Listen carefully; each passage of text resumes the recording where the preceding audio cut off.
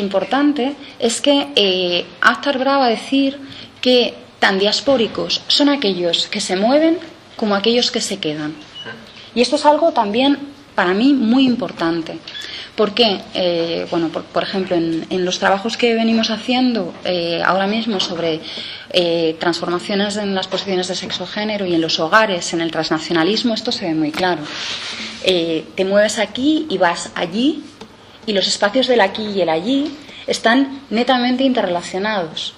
Con lo cual, la transformación que se produce en los allís y en los aquís se está produciendo como efecto de esa realidad diaspórica. Vale. No voy a entrar, podemos entrar más ampliamente en cómo se constituye ese origen como mito, pero no voy a entrar en ese aspecto. Sí que quiero mencionar, si he hablado de diásporas, cómo se vincula ahora mismo esa idea de diáspora a lo queer, porque ese sería el salto de lo que estamos hablando. Y aquí nos encontramos de nuevo con una especie de situación bastante amplia, bastante polisémica. ¿Por qué? Porque hay muchos autores que van a identificar o van a caracterizar la idea de diásporas queer con, colectivos migrantes que tienen una identificación más o menos que se enmarca dentro de lo LGTB. ¿Vale? Que se enmarca más o menos dentro de lo LGTB es porque resulta problemático en ocasiones identificar las formas, expresiones, deseos, prácticas e identificaciones diversas de la sexualidad con los conceptos que tenemos atesorados en Occidente y que sabemos que tienen un origen determinado, que provienen desde mediados del siglo XIX, más o menos, ¿no? Entonces, son unos conceptos que tendemos a aplicar en otras sociedades, en otras realidades, y que no siempre van a tener una correspondencia exacta. Esto, por ejemplo, en una entrevista que hice hace un par de años, en noviembre de 2009, a una mujer transexual ecuatoriana que ejercía la prostitución en Murcia, una de las cosas que me parecía muy curiosa es cómo a lo largo de toda la entrevista iba variando, tenía la identificación en la que se asentaba era enormemente fluida y sorprendente quizá para nosotros o nosotras, ¿no? Que identificamos las posiciones identitarias de una forma muchísimo más férrea. Una de las cosas que comentaba era que se acababa de poner, después de llevar 23 años en España ejerciendo, en Europa, ejerciendo la prostitución, etcétera, etcétera. Ya me callo, que veo que estás con la... No, que me tira la camisa. Vale. No, pero es que... ella contaba cómo se acababa de poner el verano ese las tetas. Y había hablado con el médico para ponerse las tetas de tal forma que esas tetas se las pudiera quitar si eventualmente quería hacerlo. Quiero decir, esto rompe bastante también con la imagen que normalmente tenemos de las identificaciones trans, donde el deseo y el posicionamiento en términos genéricos es tremendamente fuerte. Aquí se producía una fluidificación enorme entre una identidad que podíamos identificar como gay, más o menos afeminada, y una identidad trans. En cualquier caso, esto es una traducción que estoy haciendo yo al lenguaje que nosotros estamos manejando. Pero lo que está apuntando esta traducción es que nuestro lenguaje y nuestras herramientas teóricas están fallando. No nos sirven para poder aprender otro tipo de realidades y otro tipo de identificaciones, ¿no? Que resultan en ese caso chocantes. También podíamos haber hecho otra lectura diferente, ya habíamos dicho. Pobre, no tiene ni idea de dónde está situado, tiene un lío que te cagas. Pero un planteamiento en esos términos sería enormemente etnocéntrico, porque estaríamos situando la verdad en determinado tipo de conceptos y en determinado tipo de formas de identificación. Y esto es, ya digo, muy problemático. Apunte. Esto es especialmente problemático porque, por ejemplo, en la actual ley de asilo político, ¿no? Que sabéis que incluye creo que es de 2009, e incluye, entre otras cosas, específicamente y explícitamente la orientación sexual o la persecución por causas de género, y en este caso se incluye también la transexualidad, en el articulado, una de las cosas que está definiendo es unas identidades generizadas y unas identidades sexuales, en el sentido de orientación sexual, que son plenamente reconocibles y asimilables dentro de nuestro modelo. Claro, si alguien no es o no encaja de la misma manera que esperamos en ese modelo, resulta muy difícil que sea identificado o identificada como persona perseguida por esas razones, ¿no? O sea, lo digo también, lo dejo ahí para la reflexión. Bueno, entonces, problema con el término queer, porque además, ya sabéis, el término queer es un término contestado. Aquí tiene una significación un poco extraña, porque sigue sin ser reconocido, y en parte tiene mucho sentido, porque es un término que ni siquiera se ha traducido del inglés. En inglés es un insulto, y la fuerza que tiene precisamente en su planteamiento es eso, que parte de un insulto, ¿no? Aquí se podría hablar de colectivos transmaricabollo, como efectivamente se hace, que de alguna manera tratan de responder y recuperar ese espacio del insulto. De hecho, podríamos identificar la mayoría de los colectivos transmaricabollos como, digamos, aquellos que se identifican con esas posiciones que reconocemos como queer, ¿no? De nuevo, utilizando ese lenguaje. En general, a nivel internacional se está utilizando, se está dando preeminencia a este término, porque se entiende que sirve un poco como paraguas.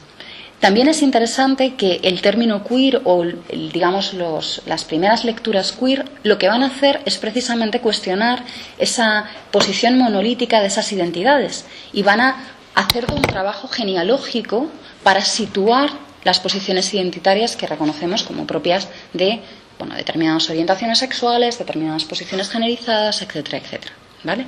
Entonces, quizá por eso tenga sentido, porque son los primeros en apuntar, ojo, estas posiciones parten de un contexto sociohistórico concreto y tienen un tiempo concreto. Y quizá en otros lugares, en otros tiempos, las definiciones han sido otras, ¿no? Bueno. Entonces, seguimos con el problema. Ahora ya hemos hablado de los dos términos, vamos a tratar de juntarlos. Diásporas queer. Cuando hablamos generalmente de diásporas queer, ya os digo, en principio hay una serie de personas que identifican colectivos LGTB migrantes, ¿no?, que se sitúan fundamentalmente en espacios más o menos metropolitanos. Ahí hay toda una serie de trabajos, por ejemplo, lo que viene realizando aquí más específicamente como migraciones queer, Etienne Louviet y Lionel Cantu. Este es un libro que se publica en 2005, que es bastante interesante, hacen artículos bastante interesantes. Luego, pues, Etienne Louviet tiene un monográfico en la revista Gay and Lesbian Quarterly en 2008, también sobre este tema, ¿no? Aquí ella se refiere mucho más específicamente a migraciones queer, ¿no? Y en ese sentido habla de personas que se desplazan, que tienen una cierta identidad queer. Cuando se habla en estos términos de diásporas queer, en general, lo que se plantea es que se produce o se entiende que hay un cierto desplazamiento y hay una serie de diferencias en torno a cuáles son esos anhelos que movilizaría ese deseo del hogar, ¿no? El deseo compartido por el hogar. Si seguimos la definición de Aftar Bra de diáspora sobre que sería un deseo, no más que un deseo de un hogar, sería un deseo compartido por un hogar, ¿no? Ese deseo compartido por el hogar quizá no se tendría por qué proyectar hacia el origen, sino quizá se puede proyectar hacia la llegada, ¿no? Y en ese sentido, en algunas ocasiones, se habla de espacios diaspóricos queer para pensar en determinados escenarios que han recibido o que están recibiendo un conjunto de población llegada de otros lugares que permite visibilizar y desarrollar una determinada identidad gay, lesbiana, trans, etcétera, de las múltiples formas que podamos verlo, y que permite de alguna manera habitar un espacio, habitar unos cuerpos que son deseados y deseables, ¿no? Porque yo creo que no podemos... Aquí yo creo que la idea del deseo es muy importante. Hay una autora que a mí me gusta particularmente, que es Anne-Marie Fortier, que amplía el concepto de diáspora queer no solamente para hablar de migrantes transnacionales, sino para algo que tradicionalmente nos olvidamos cuando hablamos de diásporas queer. Y es que cuando hablamos de migraciones de colectivos LGTB, no estamos hablando única y exclusivamente de migraciones transnacionales, sino que en muchas ocasiones nos encontramos con más o menos grandes migraciones dentro del territorio de los estados, en particular a grandes ciudades, grandes centros urbanos, e incluso podemos hablar de micromigraciones a determinados espacios o determinadas localizaciones dentro de esas urbes, ¿no? Aquí podemos pensar, yo que sé, en zonas del centro de Madrid, particularmente Chueca, pero no solamente Chueca, toda Malasaña, Lavapiés, en fin. Son espacios que de alguna manera permiten una visibilidad, permiten una libertad, permiten que determinado tipo de cuerpos de deseos sean vivibles y sean vivibles y habitables, pues eso, ¿no? Y tengan, digamos, parafraseando a Haraway, una posibilidad de futuro, si queréis, ¿no? En ese sentido, el concepto de diáspora podría quizá ampliarse a todo el colectivo LGTB en su conjunto.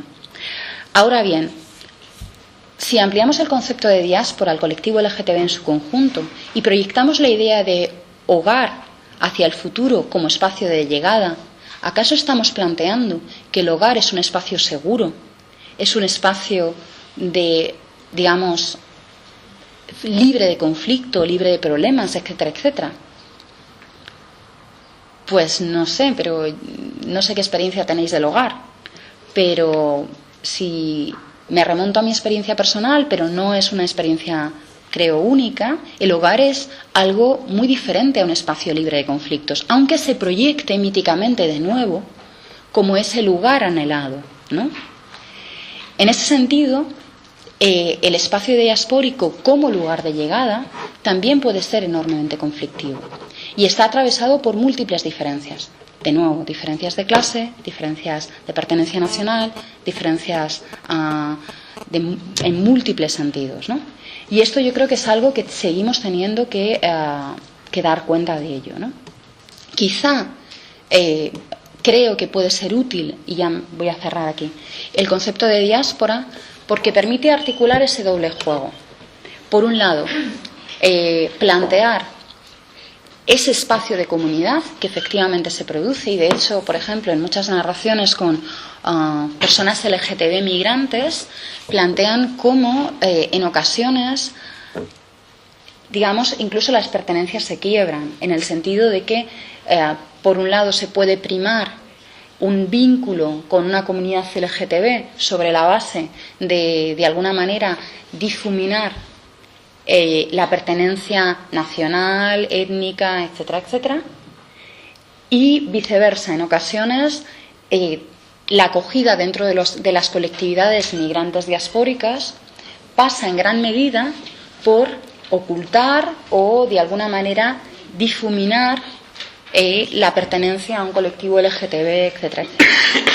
Ojo con esto, que porque tampoco sería adecuado plantear, que eso es otro de los problemas que se suele plantear en este sentido, no sería adecuado plantear como que los espacios de llegada fueran espacios de alguna manera liberados o espacios que tienen garantizado un acogimiento o una recepción a los colectivos LGTB.